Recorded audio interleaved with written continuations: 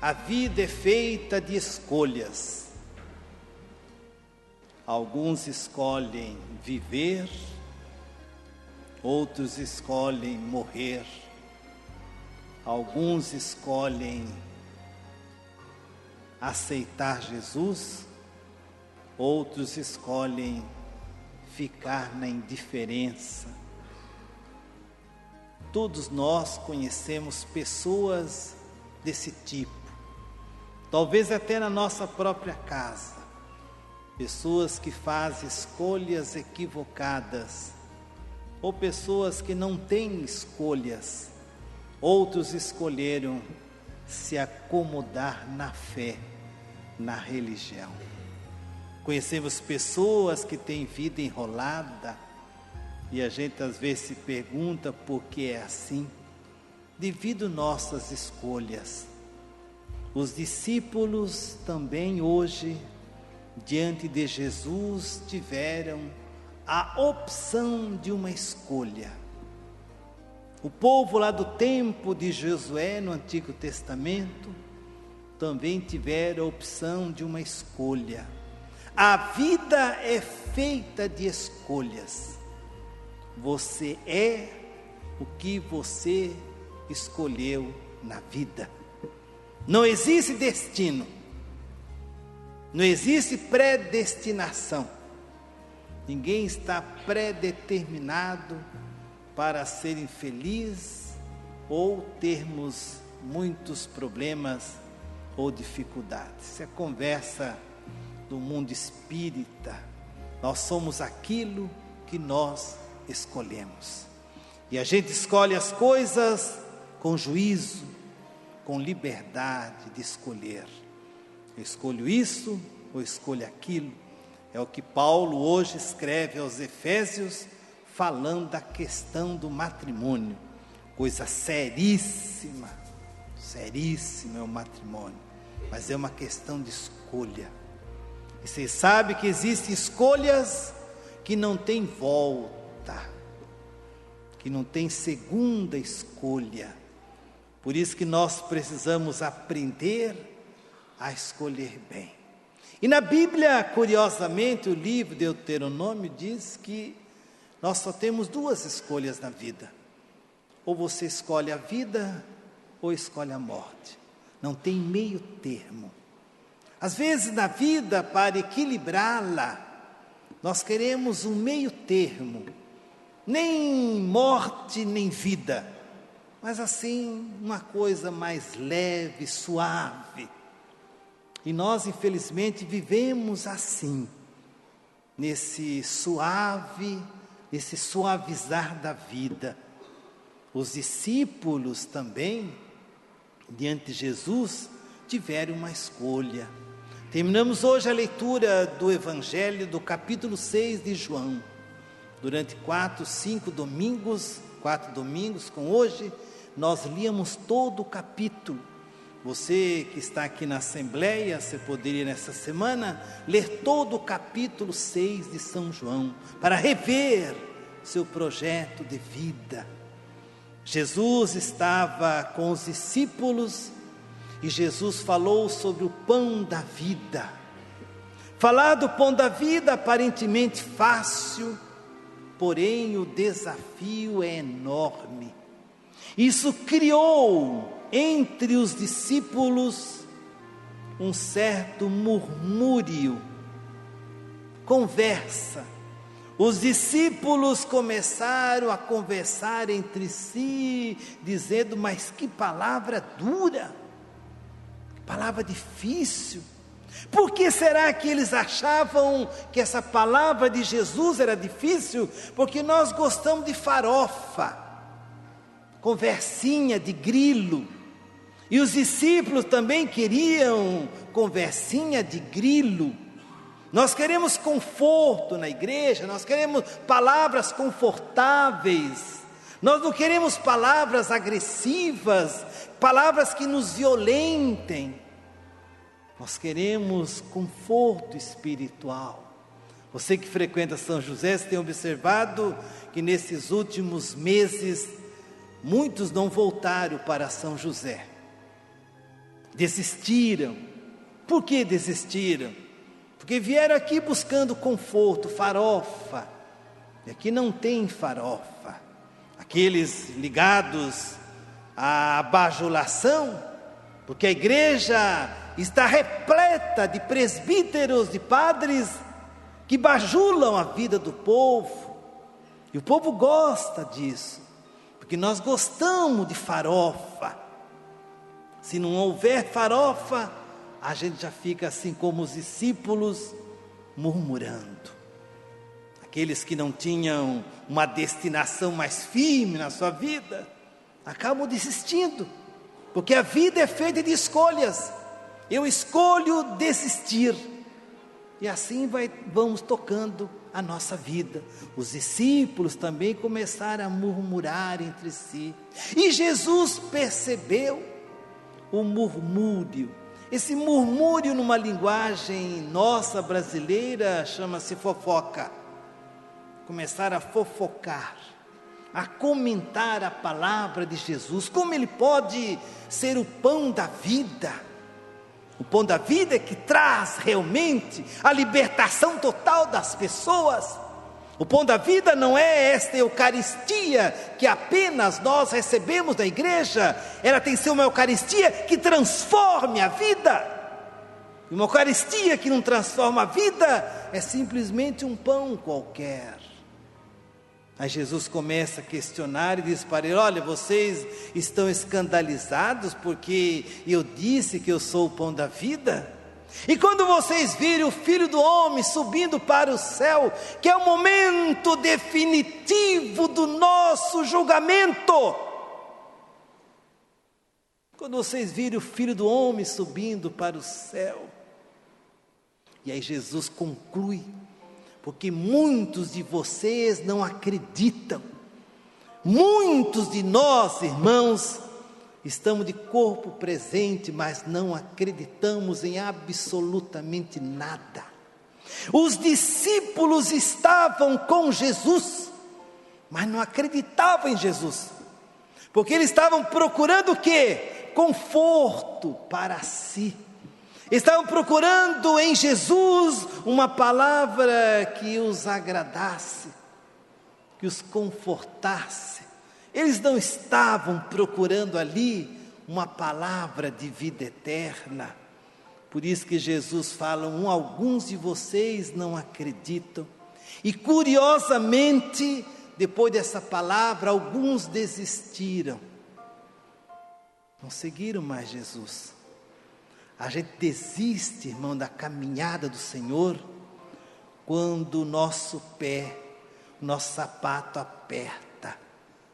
Muitos desistem da caminhada porque eles vêm na igreja buscar uma palavra bonita.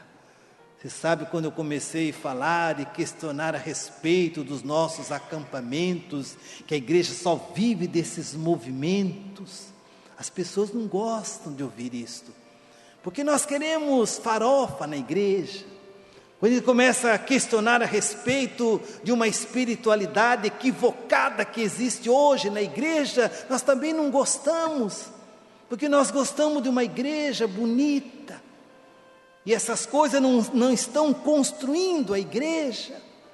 Por isso que alguns desistem, não vão mais ali. Porque eu não quero ouvir essa palavra, eu queria ouvir uma outra palavra que desse consentimento àquilo que eu penso. E se meu pensar não estiver ligado ao pensamento de Jesus, é um pensamento equivocado. Por isso que eles desistiram da caminhada. O texto é claríssimo: muitos daqueles não mais seguiram Jesus. Abandonaram Jesus, por causa de quê? Por causa da sua palavra. Sua palavra. E Jesus começa aí questionando.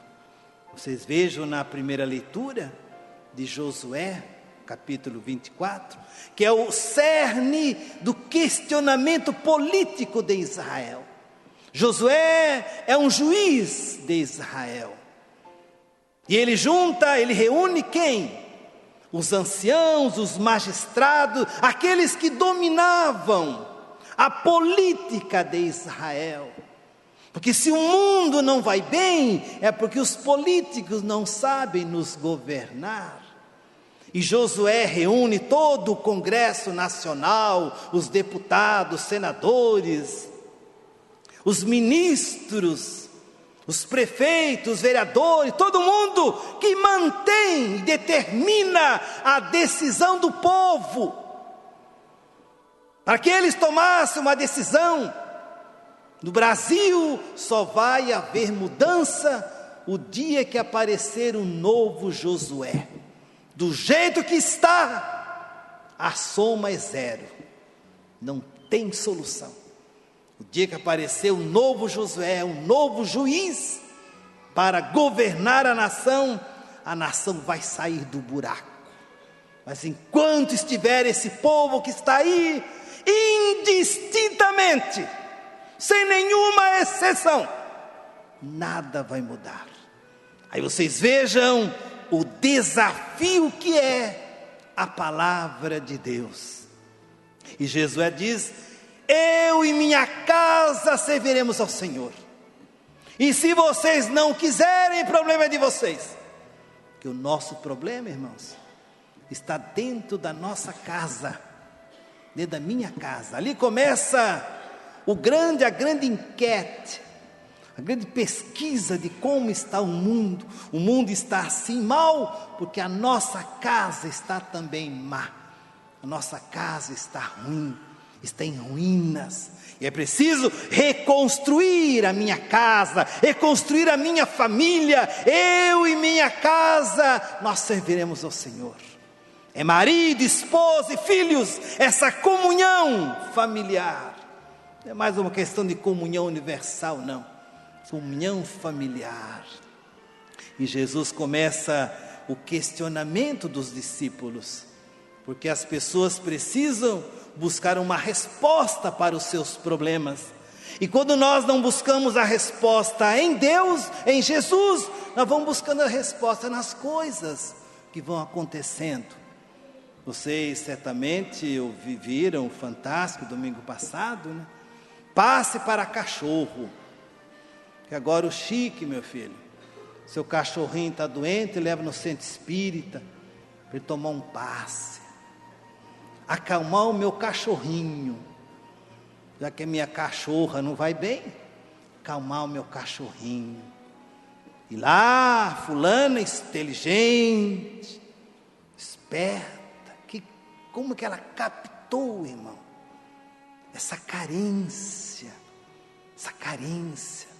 vamos dar um passe no cachorro. Olha, se cachorro pode receber passe. Mas não é só isso, é também fazer uma psicografia do seu cachorrinho que morreu. Olha que coisa magnífica. Você tem um cachorro, você gosta dele, você perde o cachorro, você perde a estribeira da vida, porque toda a sua vida estava jogada naquele bichinho de estimação. E a fulana inteligente, porque ela é uma médica veterinária, não é uma bocozona não, sabe o que faz até cirurgia espiritual para cuidar dos cachorros, das doenças. Por isso, curiosamente, diz que depois fez cirurgia no pitbull, que não resolveu nada, né? Não vai resolver nada. E faz a psicografia, né? Ela senta assim para perguntar como que está o meu cachorrinho de estimação que já morreu. E lá só escreve au au, au au, au au, au au. E havia a interpretação do au au. Meu cachorro está bem, seu cachorro está lá junto, não fala que está com Deus, só faltava essa, né? Só faltava estar com Jesus Cristo, né? Mas o seu cachorro está bem cuidado, tem um cobertorzinho quente, recebe ração todo dia também dos anjos, né? Mas não disse isso não. Por quê, irmão? As pessoas estão perdidas. Por isso que Jesus, depois da pregação, falou: vocês também querem ir embora? Jesus estava com a paciência esgotada daqueles discípulos que não queriam nada. Jesus pregava, fazia milagre, fazia cura, e os discípulos não decidiam nada na vida. Vocês também querem ir embora? É a decisão da vida, irmão. A vida é feita de decisão. Se você não decide, alguém pergunta para que você decida. Vocês também querem ir embora? E ele apareceu quem? Pedro. E Pedro vai dizer: como ir embora, Senhor? Se só Tu tens palavra de vida eterna, como abandonar? Se o Senhor é o único que tem palavra de vida eterna, essa palavra que não falha, essa palavra que não falta, essa palavra que é uma palavra dura, uma palavra difícil, mas é a palavra de Deus. Querido irmão, querida irmã, você também quer abandonar o Senhor, buscando facilidades na sua vida? Quantos que você conhece que abandonaram o Senhor por causa de uma palavra dura? Quantos não estão mais entre nós?